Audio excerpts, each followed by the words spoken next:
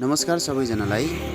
अहिले म त्रिभुवन विश्वविद्यालयको परिसरभित्र छु र यहाँबाट नयाँ बजार कीर्तिपुर हुँदै आज म जाँदैछु टौदहसम्मको मेरो आज यात्रा हुनेछ। यहाँबाट बिस्तारै बिस्तारै कीर्तिपुर हुँदै त्यसपछि यहाँबाट पाण्डे छाप हुँदै टौदह पुग्ने विचार गरिरहेको छु।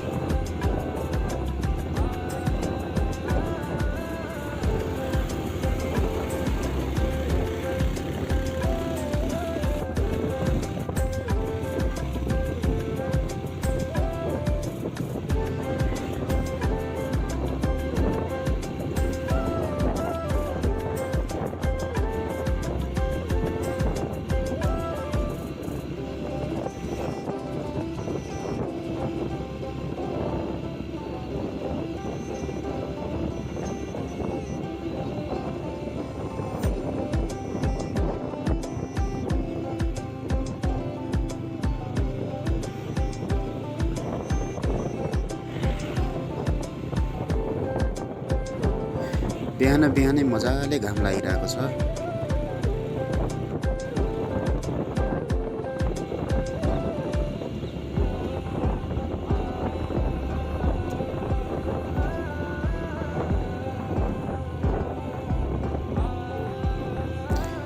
कीर्तिपुरको तिनकुने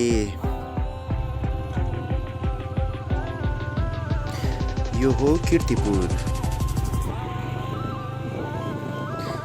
यहाँबाट अब त्यस्तै 10 मिनेट जतिमा टौदह पुगिन्छ होला।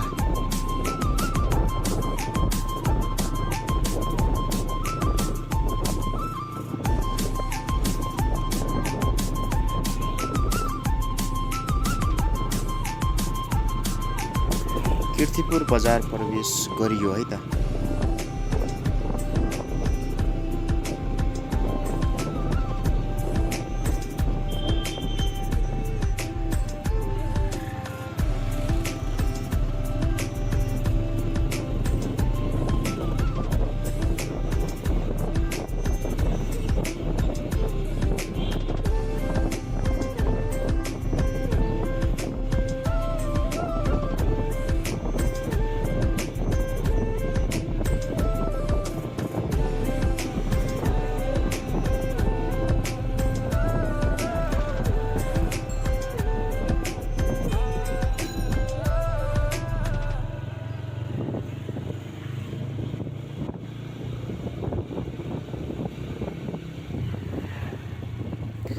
यसलाई पाङ्गा दो बाटो भन्छ।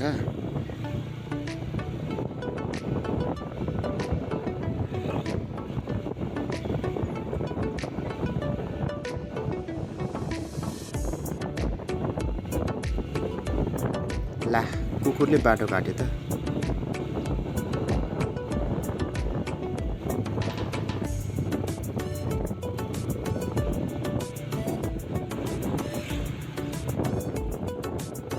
यो चाहिँ नगाउँदो बाटो भयो। अब यताबाट हामी लेफ्ट साइडतिर जान्छौँ।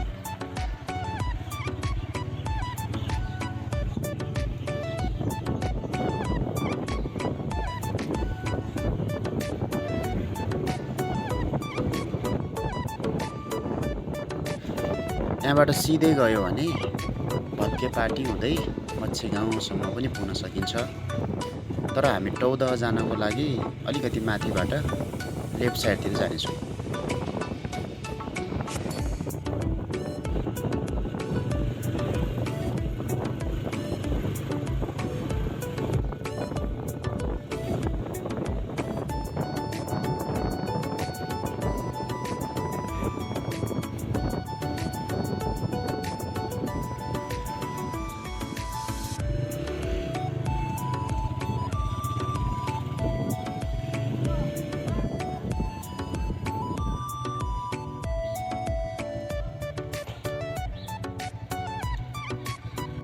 ल यो चाहिँ टौदहको बिग मार्ट भयो र यता बल्खुबाट आउँदाखेरि जुन बाटो आइन्छ नि त्यो बाटो चाहिँ यहीँनेरि भेटिने रहेछ र यताबाट सिधै गयो भने दक्षिणकाली हुँदै हेटौडा वीरगञ्ज जान सकिन्छ र कीर्तिपुरबाट आउँदाखेरि चाहिँ ठ्याक्कै यहीँनेरि आएर यो बाटो भेटिन्छ।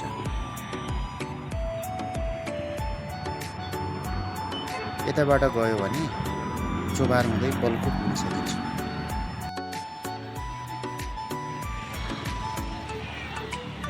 र यो हो टौदहको गेट।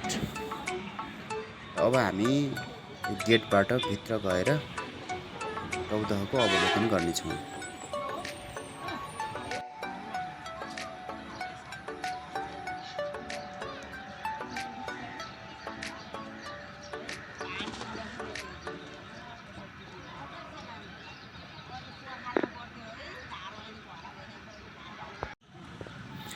खासमा यो टौदहलाई सर्पको ताल पनि भनिने रहेछ।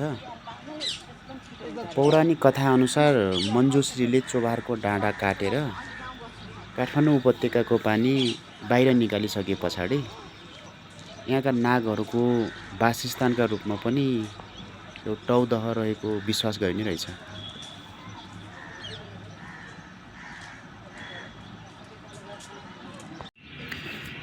यो चाहिँ हाम्रो कीर्तिपुरदेखि नजिकै कतै घुम्न जान मन लागेको छ, एकदम सुन्दर ठाउँ, रमणीय ठाउँ घुम्न जान मन लागेको छ भने नजिकै रहेको छ।